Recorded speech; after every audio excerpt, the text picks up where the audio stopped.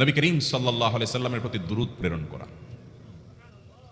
নবীজি সাল্লাল্লাহু আলাইহি সাল্লামের প্রতি দুরূদ প্রেরণ করার আমল এরকম আমল, আপনি যদি সারা দিনে শুধুমাত্র নবীজির প্রতি দুরূদ প্রেরণ করার আমলটাই জিকির হিসাবে সবচেয়ে বেশি করেন, দোয়া হিসাবে যদি এটাই আপনি সারাদিন করতে থাকেন, তো আপনার জন্য যথেষ্ট হবে। আল্লাহর কাছে আর কিছু না চাইলেও চলবে, আর কিছু না চাইলেও চলবে।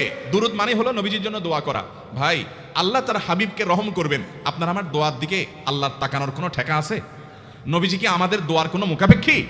কিন্তু আমরা তার জন্য দোয়া করলে ওই চান্সে আল্লাহ তাআলা আমাদের প্রতি অনুগ্রহ করবেন। একবার না, আপনি নবীজির প্রতি একবার রহমতের দোয়া করবেন, একবার দুরূদ পাঠ করবেন। মান সাল্লা আলাইহি মাররাতান সাল্লাল্লাহু আলাইহি আশরা, নবীজি সাল্লাল্লাহু আলাইহি সাল্লাম বলেছেন, একবার আমার জন্য তোমরা দোয়া করলে, আমার প্রতি দুরূদ পাঠ করলে, আল্লাহ তাআলা তোমাদের জীবনে 10 বার 10 জায়গায় 10 টাইমস তোমাদের উপর আল্লাহ তাআলা অনুগ্রহ করবেন।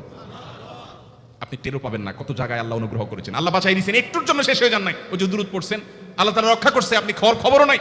আল্লাহ তাআলা আপনার প্রতি বিশাল একটা দান করছে, আপনি লক্ষ্য করেন নাই। ওই যে দুরূদ পড়ছেন একবার, 10 ডার রহমত হবে। এভাবে যত দুরূদ পড়বে সে তত রহমত এবং অনুগ্রহ পাবে। এক সাহাবী বলেছেন, ইয়া রাসূলুল্লাহ, আমি আমার দোয়ার কত অংশ আপনার জন্য রিজার্ভ রাখবো? আমি তো আল্লাহর কাছে অনেক কিছু চাইবো, অনেক কিছু নিবেদন করব, আপনার জন্য যেন আল্লাহ রহমত নাজিল করে, এটাই হলো দুরূদ। এই দুরূদটা আমি কি পরিমাণ রাখবো?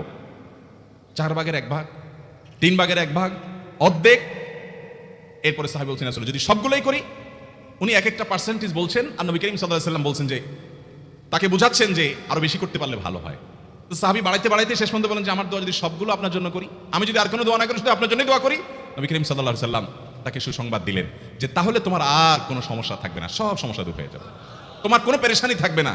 ভাইরা আমার, দুরূদের আমল এমন একটা আমল যে আপনার জীবনে কোনো বিপদ, কোনো মুসিবত, কোনো পেরেশানি, কোনো সমস্যা দেখা দিয়েছে, আপনি যদি দুরূদ পড়তে থাকেন, কোনো কিছু মনে আসছে না। অনেক সময় ছাত্র জিজ্ঞেস করে, ভাই পরীক্ষার হলে পড়া ভুলে গেছে, কি করবো? আমি দুরূদ পড়া শুরু করেন। আরবদেরকে দেখা যায় কোনো কিছু ভুলে গেলে তারা বলে আল্লাহুম্মা সাল্লি আলা মুহাম্মাদ, আল্লাহুম্মা সাল্লি আলা মুহাম্মাদ, এটা শুরু করে তারা।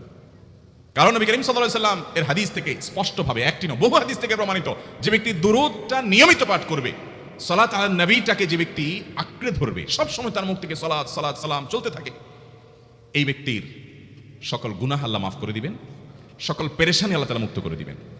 ভাইরা আমার, দুরূদের আমলটা এত গুরুত্বপূর্ণ আমল।